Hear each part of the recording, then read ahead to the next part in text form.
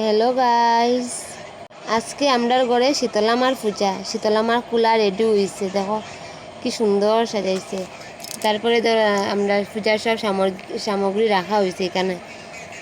এখন কুলারে সবে আগড়িরা কুলারে ঠান্ডা কররা, তারপর আমরা কুলা নিয়ে বাইরে আইমু। কুলা নিয়ে সবের ঘরে ঘরে যেতে লাগবো। দেখো কুলারে নিয়ে কাকুমনি বেড়েই গেছেন, আমরাও আছি পিছন দিকে। সবের ঘরে ঘরে যাই আর কুলা নিয়ে আমরা আবার আই গেছি করে। কুলা নিয়ে আওয়ার পরে আমরা মূর্তি আইতো, তারপরে মূর্তিও আই গেছে। দেখো কি সুন্দর আমরা মূর্তিটা এবার হয়েছে, সবে হয়েছে, খুব সুন্দর হয়েছে মূর্তি। তারপরে তো মূর্তিটা সেট করা হওয়ার প্যান্ডেলের মধ্যে, তারপর সংকল্প করা হওয়ার। তারপরে এখন পূজা স্টার্ট হয়েছে, ব্রাহ্মণে স্টার্ট করছেন পূজা।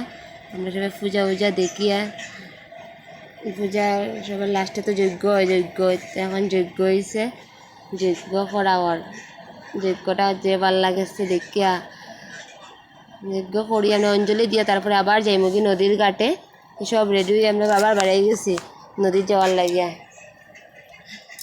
সব আমরা যাইয়া নদীতে, সামনে ডাকি উকি সব আছে, যে আমরা সব যাইয়া কাকুমনি সব উপাস।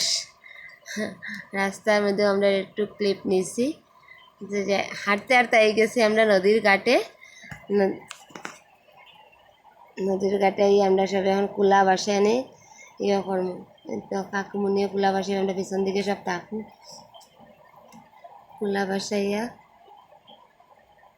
তো কি ভাল লাগা, নদী যে ভর্তি, যে ডর লাগছে।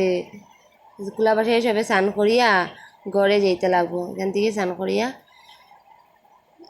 যে গড়ে যেতে লাগবো। আর যে ভর্তি নদী, আমার দেখিয়া তো জলদি কাল মাথায় ঘুরাইছে, যে মানে কীরকম। আর একটা যে বড় মাছ দেখছি নদীর মধ্যে কালকে আমরা।